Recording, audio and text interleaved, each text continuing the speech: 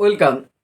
লক্ষ্মীতুঙ্গার বিষয়টি প্রকাশ্যে আসার পর থেকে কিন্তু সোশ্যাল মিডিয়ায় বিশেষ করে দেখছি একটা ট্রেন্ড, একটা বিষয় খুব ঘুরছে 2016-র যারা শিক্ষক শিক্ষিকা বিশেষ করে তাদের মধ্যে, যে তাহলে আমাদের কেসটা আবার রিওপেন করা হোক এবং যেহেতু যিনি মামলা করেছিলেন তিনিই টেন্টেড, তাহলে তার মামলার ভিত্তিতে একটা প্যানেল কি করে বাদ হতে পারে এই রায়টাই খারিজ করার জন্য আবেদন করা হোক। এটা একটা দাবি কিন্তু খুব ঘুরছে বিভিন্ন জায়গা থেকে শিক্ষকদের মধ্যে। এটা কিন্তু আমি বহু জায়গায় দেখেছি গতকালকের পর থেকে এই পোস্টটা, এবং তার সপক্ষে বিপক্ষে অনেক মতামত অনেকে দিচ্ছেন। স্বাভাবিকভাবে অনেকের মধ্যে প্রশ্ন জাগছে যে তাহলে কি হতে পারে এবারে। ফ্রেশারদের অনেকেই মেসেজ করছেন যে স্যার তাহলে কি প্রক্রিয়াটা স্থগিত হয়ে যেতে পারে বা কিছু। এই নিয়ে স্বাভাবিক প্রশ্ন ওঠাটাই স্বাভাবিক, আশা অনেকের মধ্যে আসাটাই স্বাভাবিক।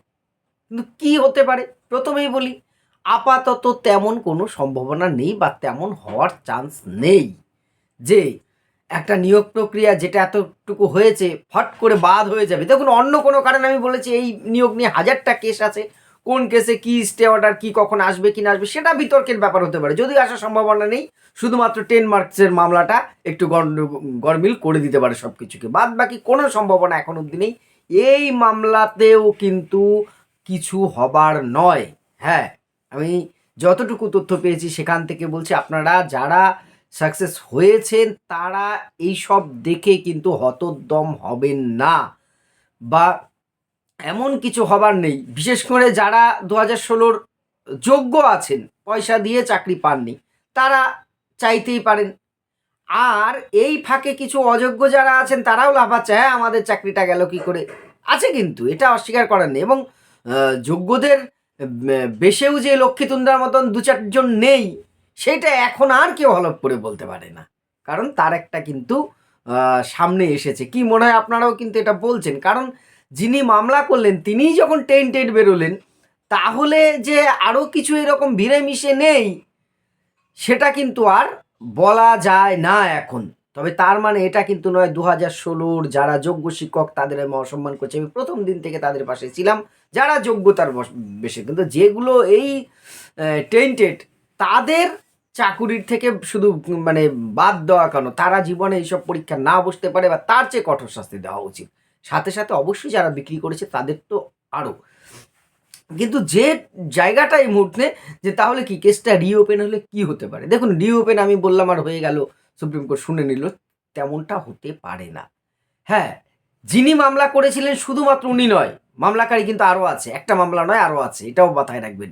শুধু উনার মামলার উপর ভিত্তি করে, একার উপর ভিত্তি করে কিন্তু একটা প্যানেল বাতিল হয়নি। এইটা কিন্তু অনেকটা কি মানে অর্ধসত্য ছড়াচ্ছে। এই অর্ধসত্য কিন্তু মিথ্যার থেকেও ভয়ঙ্কর হয়, এটা মাথায় রাখবেন প্রথম কথা। দ্বিতীয় কথা হচ্ছে, একটা মামলা এত দূর গিয়েছে, তথ্য প্রমাণ ছাড়া তো সুপ্রিম কোর্ট এই জায়গায় আসেনি, হাইকোর্ট এই জায়গায় আসেনি, এইটা কিন্তু বলতে পারবেন না আপনি। তথ্য প্রমাণ পেয়েছে, পাওয়ার পর এই জায়গায় এসছে।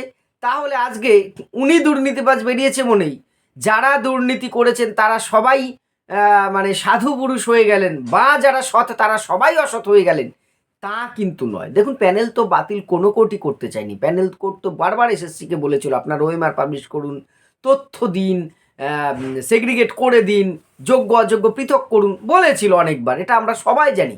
কে শোনেনি, কেন শোনেনি সেটা তো কম বেশি জানা যায়, বোঝা যায়। বিশেষ করে কে শোনেনি সেটা তো সবাই জানেনি, আর কেন শোনেনি সেটা তো অনুমান সাপেক্ষ অবশ্যই। সেটা করলে তো আজকে এই জায়গায় আসতোই না।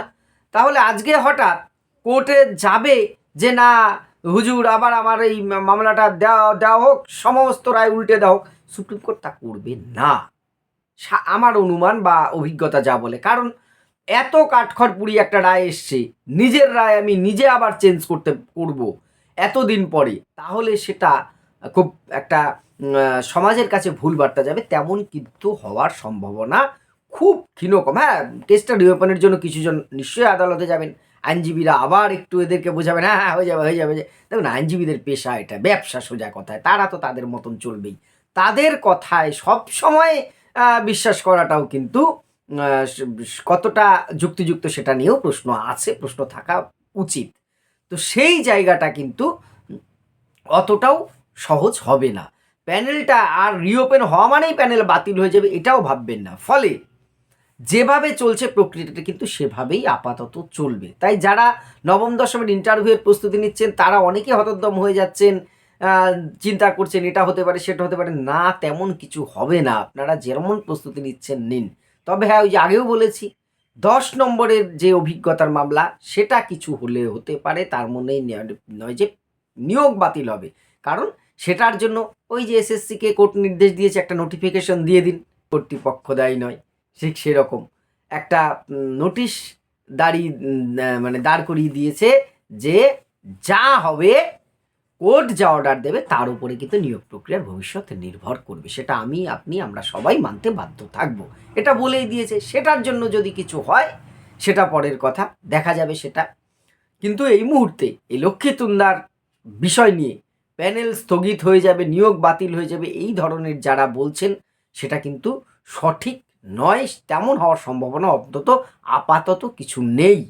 আপনারা যারা প্রস্তুতি নেওয়ার তারা প্রস্তুতি নিন, এবং একাদশ দ্বাদশের রেজাল্টটা কিন্তু যথাসময়েই বেরোবে এবং কাউন্সেলিংও শুরু হবে। এরপরেই নবম দশমের ভেরিফিকেশন, ইন্টারভিউ, কাউন্সেলিং পরপর শিডিউল মেনে কিন্তু আসবে। এই বিষয়টা আপনাদের সাথে আমার শেয়ার করা ছিল। আপনাদের মতামত অবশ্যই কমেন্ট করে জানাবেন। ধন্যবাদ।